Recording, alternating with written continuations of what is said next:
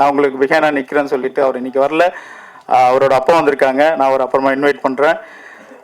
என்னோட இந்த படம் வெளியில் நல்லா வர்றதுக்கு மெயின் காரணம்னு பார்த்தீங்கன்னா சிக்ஸர் என்டர்டைன்மெண்ட், தினேஷ் கண்ணன், அன்பு நண்பன், அவர் ஒருத்தர்னால தான் இவ்வளோ எஃபர்ட் போட்டு இந்த படம் இன்னைக்கு திரைக்கு வருது. ஒரு வருஷம் கழிச்சு அவ்வளோ கஷ்டப்பட்டு இந்த படத்தை திரைக்கு கொண்டு வர்றதுக்கு. ஏன்னா அவ்வளோ பிரச்சனைகள் இருந்துச்சு இந்த படத்தில்.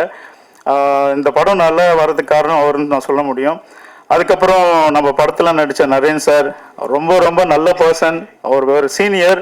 நான் எனக்கு ஆக்சுவலாக ஃபஸ்ட்டு படம் எப்படி நான் ஒரு சீனியர் எப்படி ஒருத்தர்கிட்ட பேசணும், அதாவது எப்படின்னா எல்லா விஷயமும் ஷேர் பண்ணுவார். தம்பி இப்படி தான் இருக்கணும், இதுதான் படம், இதுதான் சினிமா, நிறைய கற்றுக்கிட்டேன் நான் சார்கிட்ட. Thank you sir. அதுக்கப்புறம் இனியா வந்து ஃபஸ்ட்டு நான் சொன்ன மாதிரி ஃபஸ்ட்டு எடுத்தோடனே கல்யாணம் பண்ணி வைக்கிற சீன் தான். எனக்கு கையெல்லாம் நடுங்குச்சு தாலி எடுக்கும்போது, மாலை எடுக்கும்போது யோசிச்சேன் நான். மேடம் வந்து சூப்பர். ஆக்சுவலாக என்னன்னா இனியா மேடம் வந்து எல்லா விஷயமும், சார் இந்த பாயிண்ட் எங்கே இருக்குது சார், இங்கே நில்லுங்க சார், எங்கே சார் நிற்கிறீங்க, கேமராவில் தெரிய மாட்டேங்க சார், இது எல்லாமே சின்ன சின்ன விஷயமா இருந்தாலும் நடிப்புன்றது அவங்க சொல்லி கொடுத்த ஒரு விஷயமா நான் நிறைய விஷயம் கற்றுக்கிட்டேன் மேடம் கிட்ட. நல்ல பர்சன்.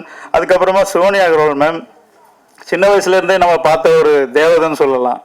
காதல் கொண்டேன், சவஞ்சி, ரெயின்போ காலனி, நாங்களாம் அந்த படத்துக்கெல்லாம் டிக்கெட்டு கிடைக்கலாம் அடிச்சு பிடிச்சிட்டுலாம் படம் பார்த்துருக்கோம். அவங்க வரும்போதெல்லாம் விசில்லாம் அடிச்சிருக்கோம். ஆனால் அவங்க என் படத்தில் நடிப்பாங்கன்னு ஒரு ட்ரீமில் தான் அவங்கள நான் கூப்பிட்டுருந்தேன்.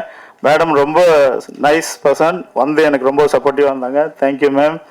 அண்டு அஜித் நல்ல தம்பி, கூப்பிட்டு டேய் தம்பி எனக்கு இந்த மாதிரி தான் நான் என்னோட கதை இருக்குது அப்படின்னு சொல்லும் போது நான் பார்த்து பண்ணிடலாம் பிரதர், நான் பண்ணுறேன் அப்படின்னு சொல்லிட்டு டைரக்டர் சொன்ன மாதிரி நிறைய விஷயங்கள் எச்சத்து பிரசின்னு கூட ஒரு ஆர்டிஸ்ட் ஒத்துக்க மாட்டேன்.